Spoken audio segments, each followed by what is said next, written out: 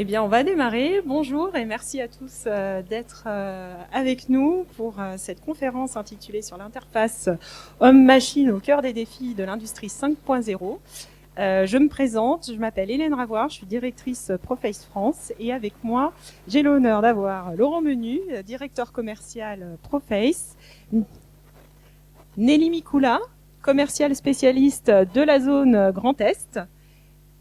Et nous avons l'honneur d'avoir notre partenaire Besançon Automation avec Guillaume Royer qui est IT Manager.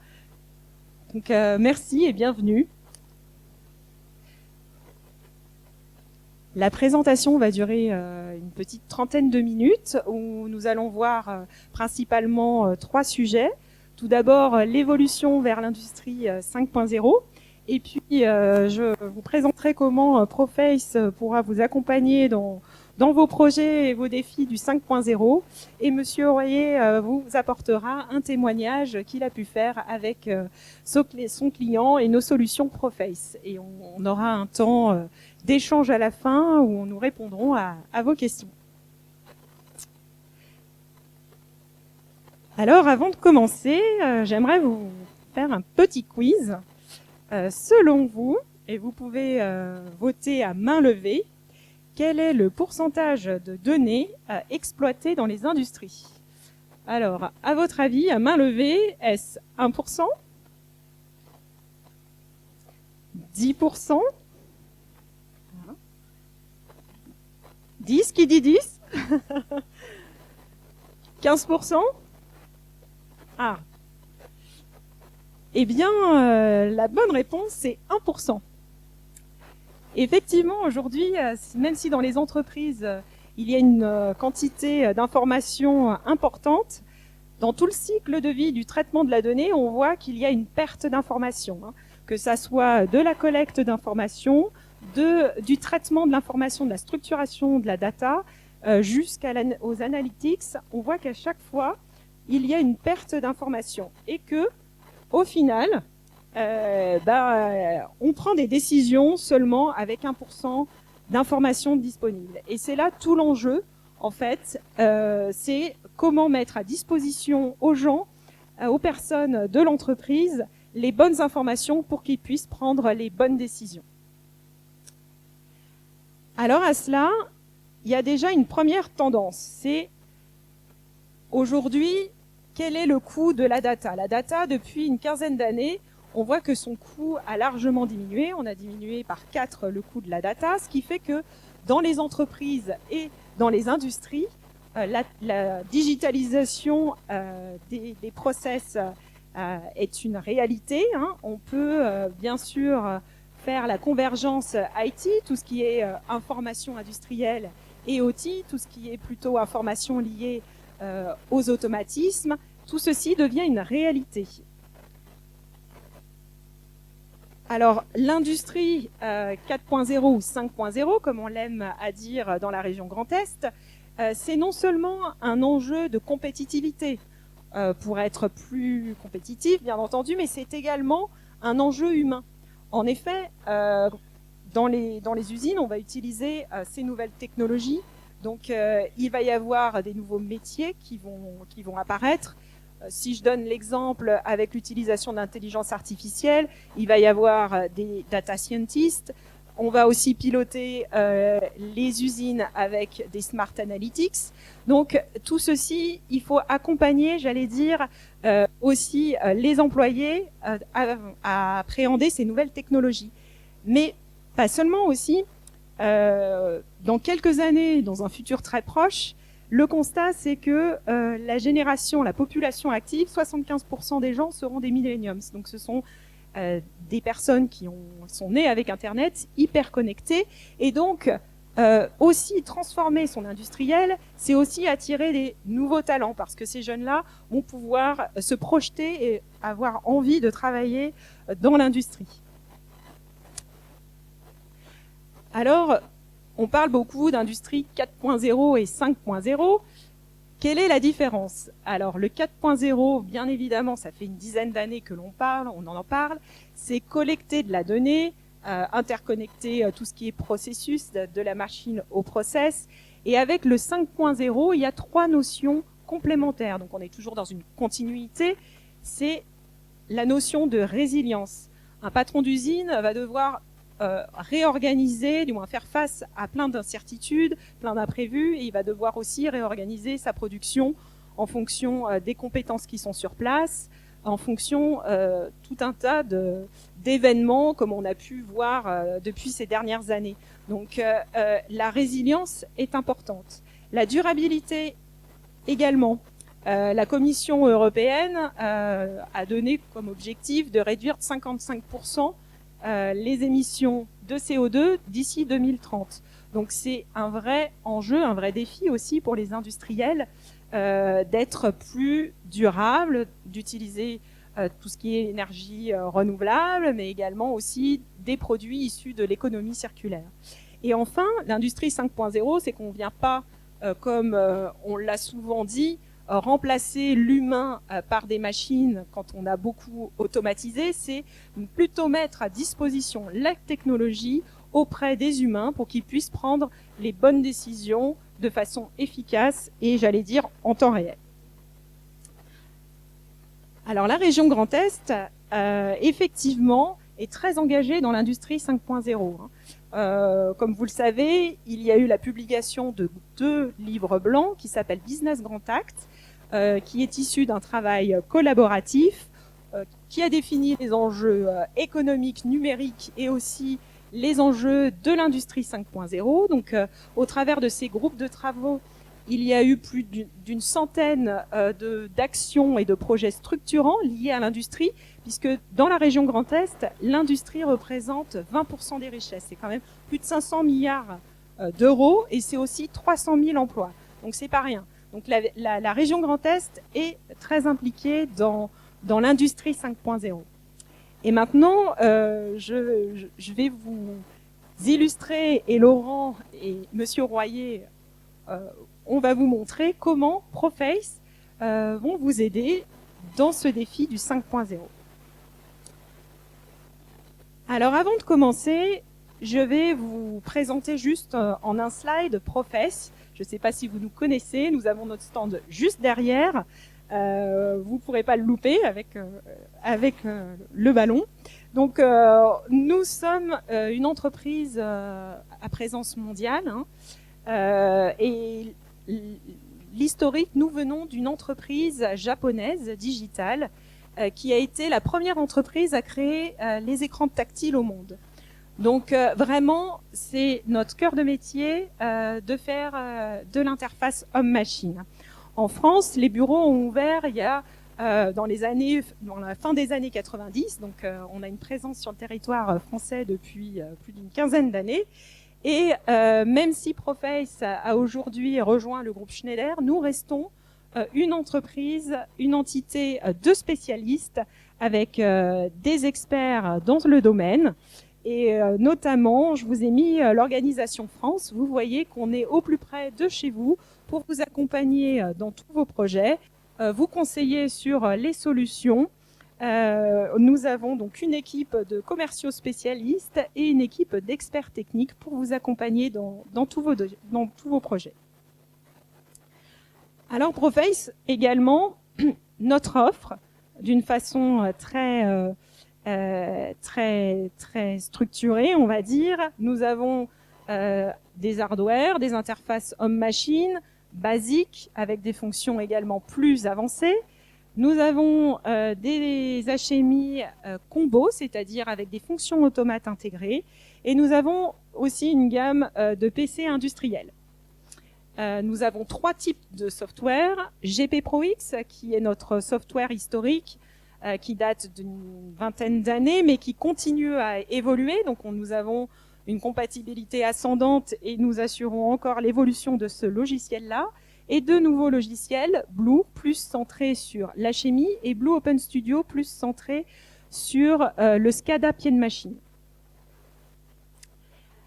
Alors, qui sont nos clients, et notamment dans la région Grand Est? Alors, nous avons des clients finaux, des grands logos comme Faurecia, mais notre cible, c'est également les ETI, comme Somfy. Donc nous les accompagnons dans des projets industriels, mais nous accompagnons aussi des clients dans tout ce qui est gestion de l'énergie, comme dans les hôpitaux ou alors les cuisines industrielles. Nos clients sont également des constructeurs de machines, principalement dans l'agro, le packaging, la pharma, les machines spécifiques, les semi-conducteurs.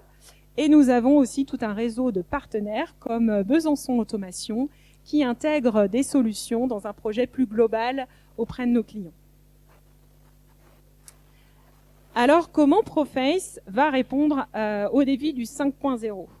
Donc, nos IHM sont, j'allais dire, centrés sur l'homme, c'est-à-dire que nous allons collecter de la donnée de n'importe quel produit, de n'importe quelle base, Siemens, Rockwell.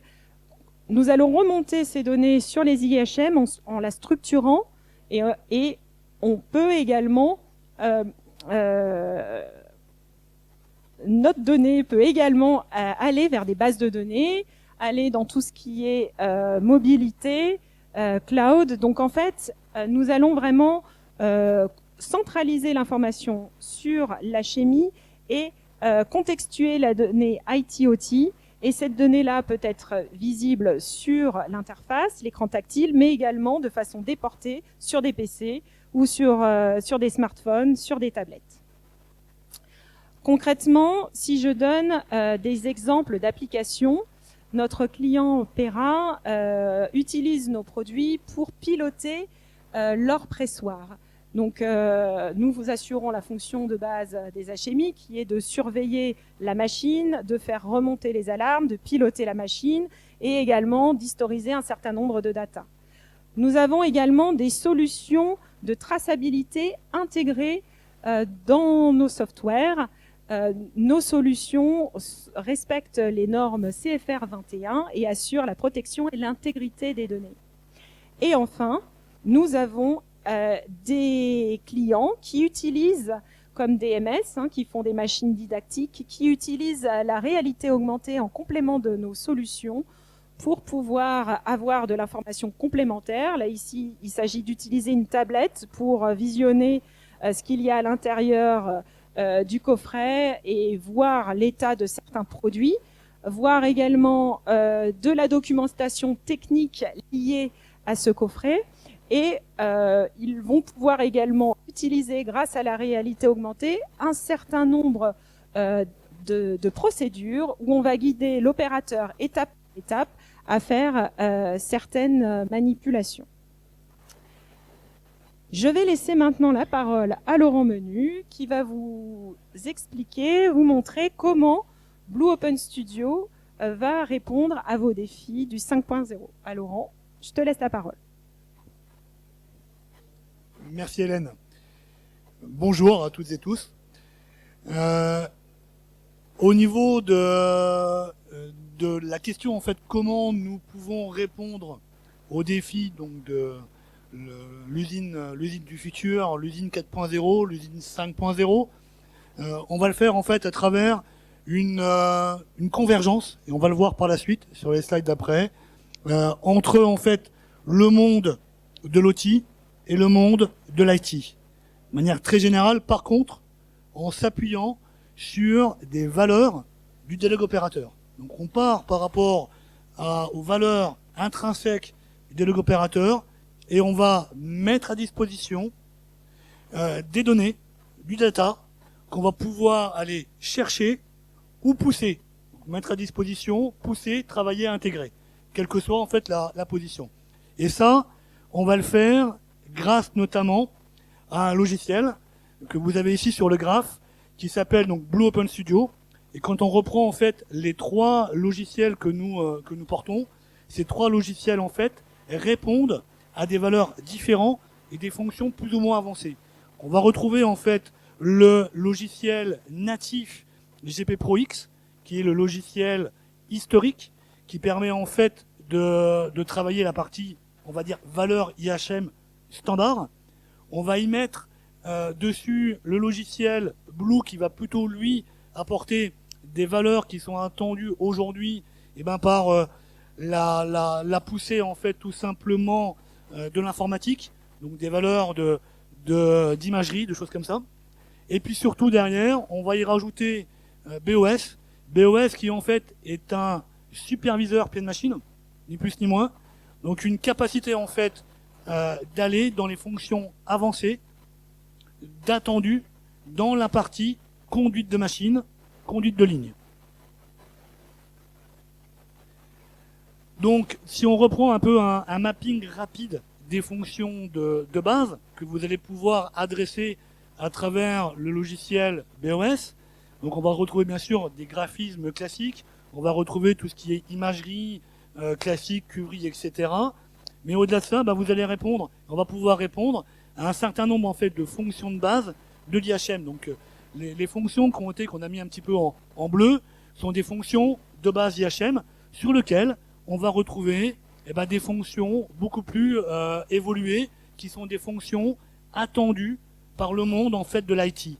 Donc on est vraiment dans la convergence du monde en termes de fonctions de l'IT sur l'OT.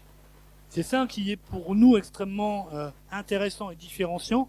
Et en conservant en fait des valeurs liées à l'IHM, y compris en coût, si on raisonne de manière très simple en termes de coût, quand on parle de variables, si on parle d'un logiciel de 1000 variables de supervision, sur une base IHM avec BOS, c'est en gros 1000 €. Donc quand vous connaissez en fait les coûts de supervision, vous voyez très bien le positionnement et la valeur en fait aussi en termes d'attendu par rapport au console de machine, au système intégrateur. Donc on est vraiment sur cet axe-là. Donc on conserve et on prend des valeurs de l'IHM, que ce soit technique, que ce soit commercial, et on les pousse en fait sur l'IT. En termes de fonctions évoluées par rapport à BOS, vous allez retrouver effectivement des fonctions qui sont aujourd'hui attendues dans le monde de l'IT, avec de l'OPC, client-serveur, on va retrouver du TCP/IP, du net, de l'ActiveX, donc des valeurs en fait qui sont réellement dans le monde de l'IT, de l'HTML5 par exemple, qu'on peut aussi supporter. Donc voilà, toutes ces notions-là. On est capable, parce que nativement en fait, ces logiciels, d'ailleurs tout comme nos produits, sont agnostiques, donc on n'est pas sur des solutions propriétaires, elles sont complètement ouvertes, et on a plus de 250 drivers disponibles, donc on peut se greffer sur n'importe quel type d'outil pour aller chercher de l'information, mais aussi sur de l'IT pour pouvoir aller chercher, travailler de la base de données, etc. Donc on a vraiment ce mixte-là de manière très ouverte et très natif. Donc pour résumer un petit peu ce que je viens de vous exprimer, je pense que le slide le résume bien, c'est-à-dire que vous allez avoir en fait le logiciel et l'IHM au centre, qui va vous permettre en fait de faire le lien natif entre l'outil. Par exemple, si vous voulez faire de la vision, vous voulez faire des valeurs du robot, de la prise de mesure, de la prise de température, donc tout ce qui est en fait à travers des spécialistes que vous pouvez avoir dans le métier, vous pouvez aller rechercher les datas, les remonter, tout en conservant en fait les valeurs de l'IHM, ce qu'on va appeler justement le 5.0 qui est l'homme. On conserve les valeurs attendues sur la machine de l'IHM et on fait le lien entre l'IT, que ce soit du cloud ou autre chose, et puis l'OT, de manière naturelle. Donc la grosse différence, c'est jusqu'à présent, on mettait à disposition pour qu'une base de données puisse aller servir dedans. Aujourd'hui, on est capable de faire les deux, c'est-à-dire on met à disposition, mais aussi on est capable de faire. C'est vraiment le lien des deux. Donc voilà. Si vous avez des questions, vous pouvez les garder, on y répondra après la conférence, ça sera avec un grand plaisir. Je vais laisser la parole à Nelly. Donc je suis la personne qui est locale de l'étape, donc je suis votre correspondante pour toute question technico-commerciale et éventuellement autre. Et je suis aussi là pour présenter notre partenaire qui a été choisi pour sa démarche effectivement d'utiliser nos solutions pour les mettre en valeur en écoutant bien le besoin client et donc comment mettre en valeur la donnée pour le bien du client. Et puis historiquement, c'est un client qui utilisait anciennement des logiciels comme Indisoft et qui a choisi Proface pour sa proximité et justement son interopérabilité, et puis aussi sur la qualité de son service technique. Donc là, c'est les arguments qui ont été énoncés au moment du choix. Et effectivement, on a plaisir effectivement de compter maintenant comme partenaire. Et je vais laisser la parole à Guillaume Royer, pardon, de Besançon, qui va pouvoir vous expliquer comment il a mis en valeur la donnée à travers l'utilisation de Blue Open Fusion. Donc bonjour, je suis Guillaume Royer, donc je suis responsable des développements informatiques donc dans l'entreprise Besançon Automation.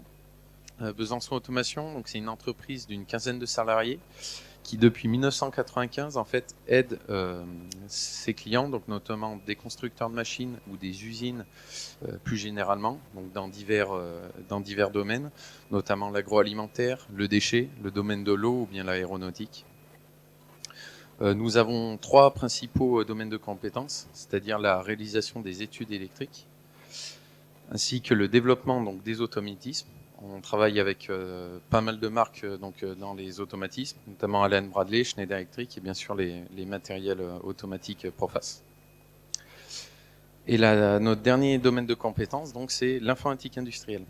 Donc l'informatique industrielle, je découpe en 2 parties. Donc d'abord la partie qui est plus supervision SCADA, donc qui permet de piloter les machines ou les usines donc en temps réel.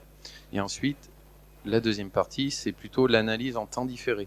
Donc la récolte de données et savoir dire à l'opérateur dans quoi il va devoir agir pour pouvoir combler des problèmes, des pannes électriques, mécaniques ou des problèmes logistiques.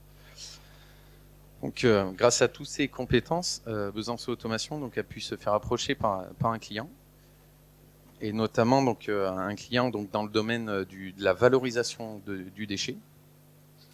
Donc, ce client voulait plusieurs choses. Il voulait déjà connaître l'état de son centre de tri en temps réel et pouvoir agir dessus, donc pouvoir le démarrer, l'arrêter, et puis agir sur certains paramètres, process du centre de tri.